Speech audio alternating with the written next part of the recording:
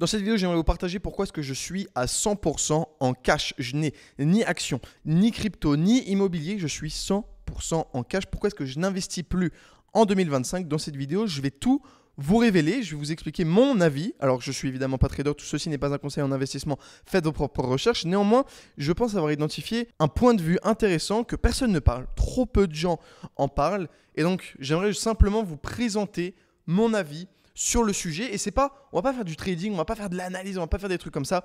Je vais simplement vous partager une expérience de pensée et une théorie que j'ai créée moi-même dans mon cerveau. Et j'aimerais simplement vous la partager parce que j'ai investi sur cette théorie. Donc, je pense qu'elle est vraie. Avant de commencer, ceci n'est pas un conseil en investissement. Faites vos propres recherches. Les performances passées ne présagent pas des performances futures. Je ne suis pas trader et je ne sais absolument pas ce que je fais. Je suis qu'un gamin de 22 ans qui est absolument stupide. Ok, on se retrouve directement sur mon écran et ici, on voit le S&P 500, donc les 500 plus grosses entreprises américaines. Et surtout, j'aimerais vous montrer ce qui... On ne va pas s'improviser les traders, hein, ok. On va surtout observer qu'est-ce qui se passe pendant qu'on a un crack aux États-Unis. Pendant qu'on a un crack, qu'est-ce qui se passe? Ok, ici, on a une baisse de 58% en 2008, pendant le crack de 2008, et encore le crack précédent qu'on a vécu, le crack de 2000, on a eu un moins 50%. Autre chose que j'aimerais vous montrer, donc ça c'est l'immobilier aux États-Unis pour les ménages, je crois qu'on appelle ça comme ça, donc les Américains moyens, quelle est la valeur de leur bien immobilier à New York exactement. Okay, on parle ici pas de New York City, mais de New York, l'État. Alors, on observe ici en 2006 qu'on était à 215 et au bottom, on est à 160, ce qui fait une diminution de 25%. Ok, intéressant. Ça reste quand même l'immobilier, ça reste assez stable, les variations sont moindres, mais 25% pour de l'IMO, c'est quand même assez violent, d'accord? Et combien de temps il fallait attendre maintenant avant de revoir sa mise de départ? Si donc tu avais 200, là tu achètes de l'IMO en 2006, boum, ou même en 2007, boum. Combien de temps il fallait voir avant que ça remonte à 217? Boum, octobre 2020. Qu'est-ce qui se passe en octobre 2020? La planche à billets, enfin vous connaissez tout ce qui s'est passé. Donc ça a mis littéralement 13 ans avant d'être break-even, donc juste revenir à sa mise initiale, c'est absolument insane. Voici mon observation. Pendant un crack immobilier, le marché baisse et il met du temps avant de revenir avant sa valeur initiale. Donc si tu achètes, on va dire ici, hop, tu mettais exactement 2600 jours, soit à peu près 8 ans pour revenir à ta valeur initiale. Et si pareil, tu aurais acheté ici, tu attendais un total de 6 ans avant de voir ta valeur initiale. Donc si tu achetais là, boum, avant de vraiment faire du profit, tu devais attendre 13 ans. Bonjour, vous êtes prêt à attendre 13 ans vous? Perso, je n'ai pas envie d'attendre 13 ans. Voici ce qui se passe sur les 2 derniers cracks qu'on a connus. Maintenant, j'aimerais vous présenter donc ma théorie, mon raisonnement derrière ce que je vais vous partager. Ok, donc maintenant qu'on a vu ce qui se passait donc pendant une crise, on est d'ailleurs incontestablement dans un marché haussier. Voici ici le S&P 500. Ici, voilà, donc c'est le Nasdaq, ça fait que monter. Nvidia, ça fait que monter. Tesla, ça fait que monter. Palantir, enfin... un moment, enfin... Je me demande si les gens regardent vraiment les stats, quoi. Enfin, bon, bref. Palantir, ça... c'est quoi ce truc de fou, quoi? Ça sent pas du tout, enfin, bref. Microsoft, ok. Apple, pareil. Amazon, ça fait que monter. Google... Shopify, enfin Meta, Reddit, bon PayPal c'est un peu le contre-exemple mais on va pas cliquer dessus, mais vous voyez l'idée, tout ne fait que monter, on est incontestablement dans un marché haussier. Donc, et breaking news, on essaye de vendre en haut et on essaye d'acheter en bas. Ok, c'est logique, on essaye d'acheter ici et de vendre là. Vous voyez, ok, ça c'est très logique. Maintenant, ce que j'observe c'est qu'on est sur un marché haussier. Et ce que j'observe aussi, c'est qu'on a des cracks assez réguliers, en moyenne tous les 10 ans. Voilà, comme ça, tous les 10 ans. Donc on a eu un 2000, on en a eu un en 2008, on a eu une correction ici. C'est pas un crack, enfin voilà, le crack il a duré même pas quelques mois, ok. Là pareil, ça n'a pas duré longtemps. C'est pas un gros crack. L'économie qui ralentit, là c'est, enfin voilà, ils ont juste fait tourner la planche à billets, et puis voilà. Boum. Pareil pour l'immobilier ici, voilà, le dernier gros crack c'est 2008. Rien à signaler avant, quoi. Rien à signaler après, pardon. Ce que j'observe, c'est qu'on a des cracks tous les 10 ans. Ce que j'observe aussi, c'est que si tu te positionnes pendant un crack, tu te prends un rallye monumental. Enfin, voilà, tu te prends des rallyes de fou, quoi. Ici, boum, hop, tu te fais un x2. En fait, tu multiplies ton argent ultra facilement. Pareil pour ici, tu es passé de 162 à 320. Enfin, tu multiplies ton IMO et assez rapidement. Ce que j'aimerais vous montrer maintenant.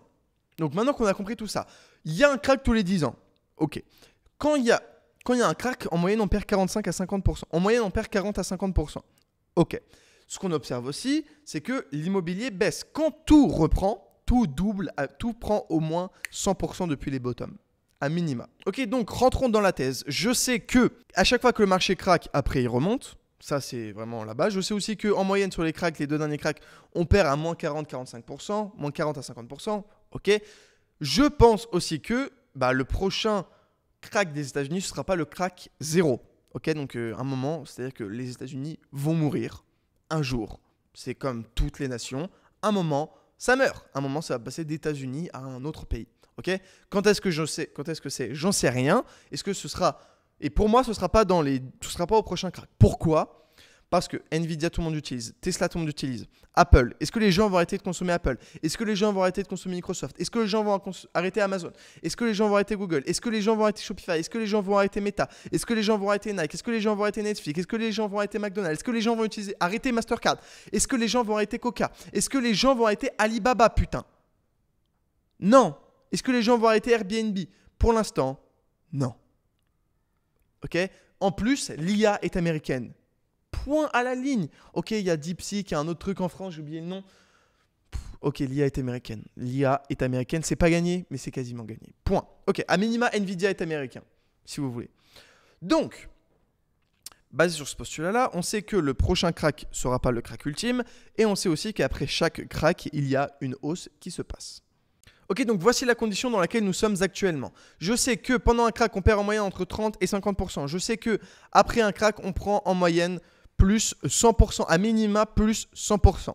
Je sais que aussi, en ce moment même, les bons de trésor américains sont à 5%, donc couvrent un peu moins. Mais couvrent mon break-even sur l'inflation.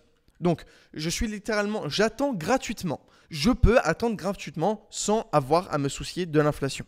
C'est-à-dire que je suis reward pour payer l'inflation en bon trésor américain. Je vous l'ai déjà dit, je crois fort aux États-Unis. Ça, je pourrais vous en parler dans une autre vidéo, mais je vous ai déjà expliqué très rapidement avant. Donc, j'ai littéralement mon risque. Là, le risque que j'ai à faire cette stratégie, c'est le manque à gagner. C'est pas je risque de perdre, je risque de ne pas gagner. Vous voyez? Sauf que règle numéro 1, perds pas ton argent. Donc, je risque pas de perdre, je risque de ne pas gagner. Sauf si maintenant, supposons j'attends un crack, qui pour moi d'ailleurs peut arriver bien plus rapidement qu'on ne le croit.